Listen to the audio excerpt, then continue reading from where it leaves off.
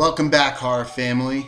I almost didn't want to do this list, as the 1980s is my favorite decade for horror. I could have made a top 10 list from the first 3 years alone and still left out some amazing classics. In my opinion, the 1980s was the golden age of horror, breaking grounds with special effects and introducing the world to some of horror's most favored franchises. How could you limit a list with classics including The Fog, Prom Night, The Changeling, Alone in the Dark, Silent Night, Deadly Night, Something Wicked This Way Comes, House, Night of the Creeps? A list of 50 would still leave out some of the most fantastic horror ever made. Even though my better judgment says not to limit a list like this to just 10, here are my top 10 horror movies from the 1980s. Number 10, Friday the 13th Part 4, The Final Chapter. This was a debate for me because I really loved Part 7, New Blood.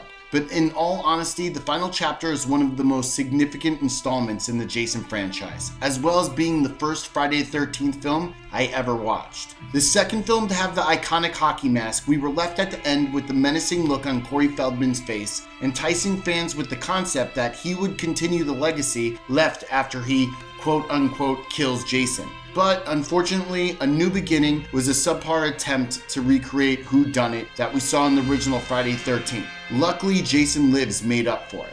Number 9, Poltergeist. Even though Tobe Hooper, prior to his passing, said that Spielberg had more to do with this film than he did, it still, in my opinion, has a touch of his flair. And because of Hooper's inclusion, Poltergeist presents the aspects of horror that scared many of us as children. Violent hauntings perpetrated by disgruntled ghosts seeking retribution against an unsuspecting family. It left a lasting imprint on modern day culture with even a legendary curse attached to the series. Number 8, Pet Sematary.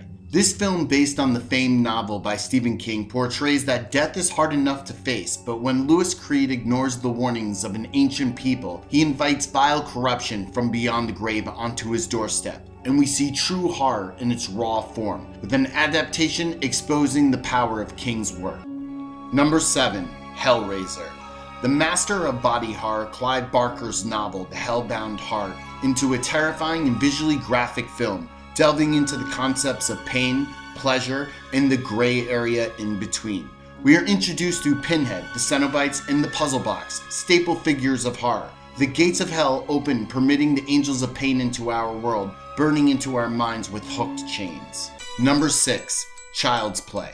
Chucky is without question ingrained in popular culture. Even people who, for some bizarre reason, don't like or watch horror have heard of Chucky. Child's Play took the possessed doll concept to the next level, injecting a serial killer's soul into a seemingly harmless child's toy, scaring young kids away from their My Buddy dolls starting in the 80s, and with an 8th sequel almost 30 years later, it appears that Charles Lee Ray is here to stay. Number 5, The Lost Boys. A vampire story that can never be replicated no matter how hard Hollywood tries. Both Coreys, as well as Kiefer Sutherland, Jason Patric, and the directing strength of Joel Schumacher, create a horror film with rock and roll nostalgia of 80s California, and the fun and excitement that comes with it. But I have to say one thing I hate about Santa Carla is all the damn vampires. Number 4, The Thing.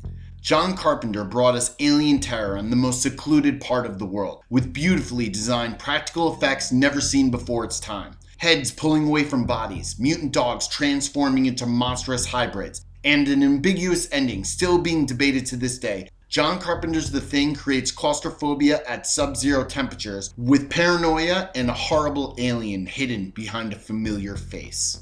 Number 3, The Shining. Kubrick's version of King's novel is the epitome of horror. A haunted hotel in the frozen landscape of Colorado, with a possessed father, perfectly performed by the infamous Jack Nicholson, bending to the pressure of cabin fever and spectral madness, with his terrified family held in evil's grasp. This movie is not only one of the best of the 1980s, but possibly one of the best of all time. Number 2, A Nightmare on Elm Street.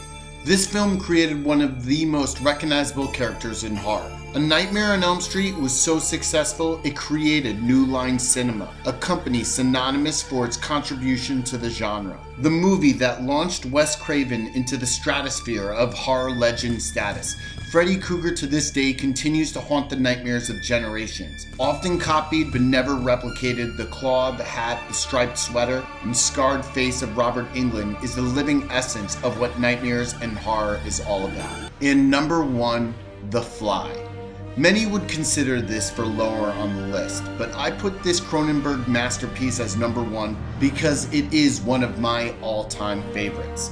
Jeff Goldblum as the tragic scientist who, in the tradition of Victor Frankenstein, falls from grace by the hand of his own creation, combined with blind ambition.